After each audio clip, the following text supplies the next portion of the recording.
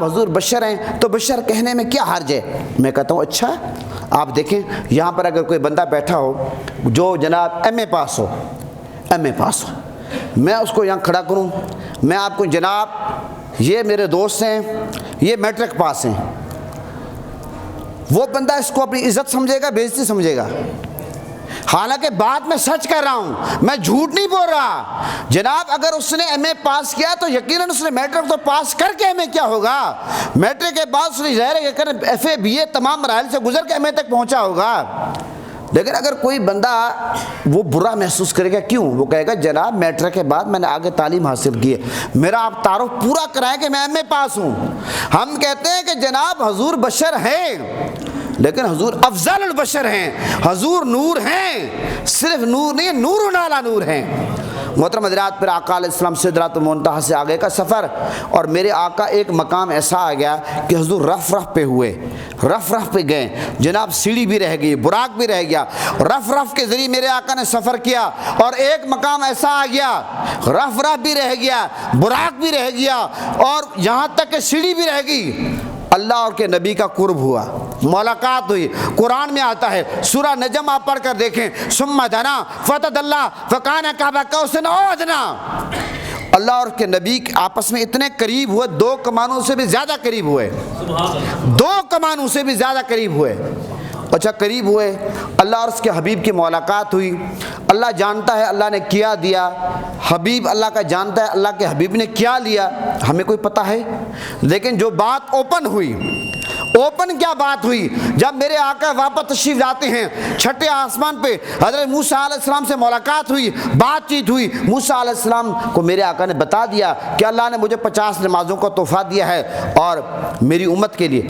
تو موسیٰ علیہ السلام حضور کی بارگاہ میں عرض کرتے ہیں، حضرت آپ کی امت 50 نمازیں نہیں پڑھ سکے گی، لہٰذا آپ اللہ کی بارگاہ میں جائیں، نمازیں معاف کروائیں۔ یہاں تک آتا ہے کہ میرے آقا نے 9 چکر لگائے، 9 یہ ہے وسیلہ۔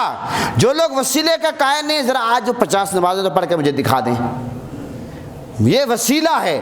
موسیٰ علیہ السلام کا وسیلہ، پھر حضور کا وسیلہ، 45 نمازیں معاف۔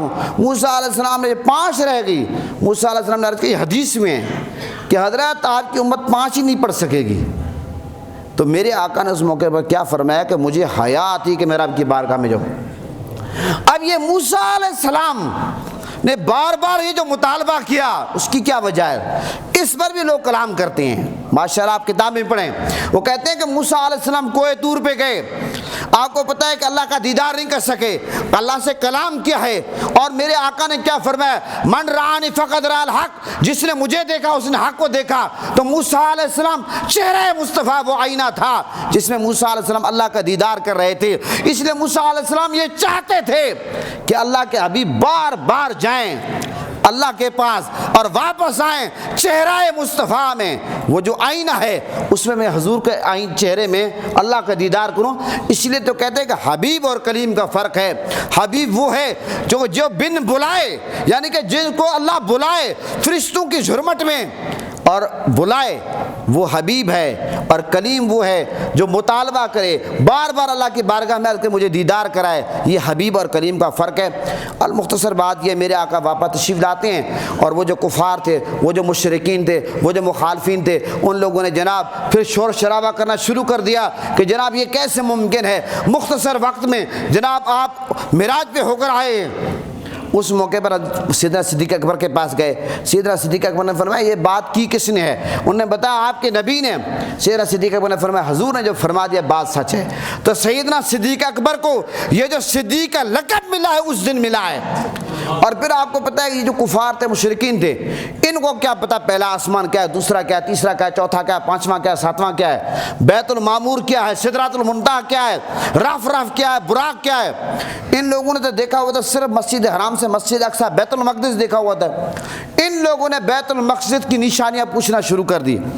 اللہ نے فرمایا محبوب پریشان ہونے کی ضرورت نہیں ہے۔ اللہ نے بیت المقدس کو اٹھا کر حضور کے سامنے رکھ دیا، اور میرے آقا نے سب کچھ دے کر بتا دیا۔ محترم حضرات، پتہ کیا چلا؟ یہ ہے واقعہ معراج کا خلاصہ۔ اگر اگر آپ سورہ نجم، اچھا ایک تو ہے جو یہ مسجد حرام سے مسجد اقصیٰ کی یہ جو سفر ہے، یہ 15ویں پارے کی پہلی آیت سبحان الذی اسریٰ بعبدہ لیلا من المسجد الحرام، یہ آپ پڑھیں۔ اور پھر جو آسمانی سفر ہے سورہ نجم جو ہے، سورہ نجم اس کی جو پہلی آیت ہے، آپ آگے آیتیں ہیں 8-10 وہ بھی پڑھیں، پہلی آیات پڑھیں آپ، وہ کیا ہے؟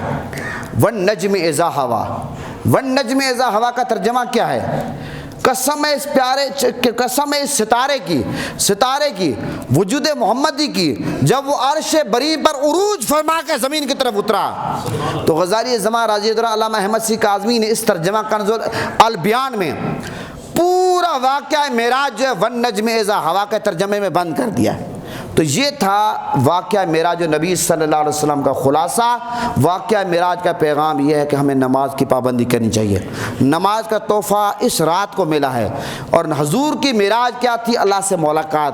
ہماری معراج کیا ہے کہ نماز میں اللہ سے کلام کرنا۔ یہ جو آپ تشہد پڑھتے ہیں، یہ جو آپ نماز پڑھتے ہیں، یہ آپ اللہ سے اب کلام کر رہے ہیں، ملاقات کر رہے ہیں۔ لہٰذا نماز کی پابندی کریں، نماز کی پابندی کریں، نماز کی پابندی کریں۔ آج چونکہ ہم مسئلہ بیان نہیں کریں گے، واقعہ معراج خاص ٹاپک تھا جس پہ ہم نے بات کرنی تھی، کی ہے خلاصہ میں نے آپ کے سامنے رکھا، اس پہ اتفاق کرتا ہوں۔ پاکستان کا مطلب کیا؟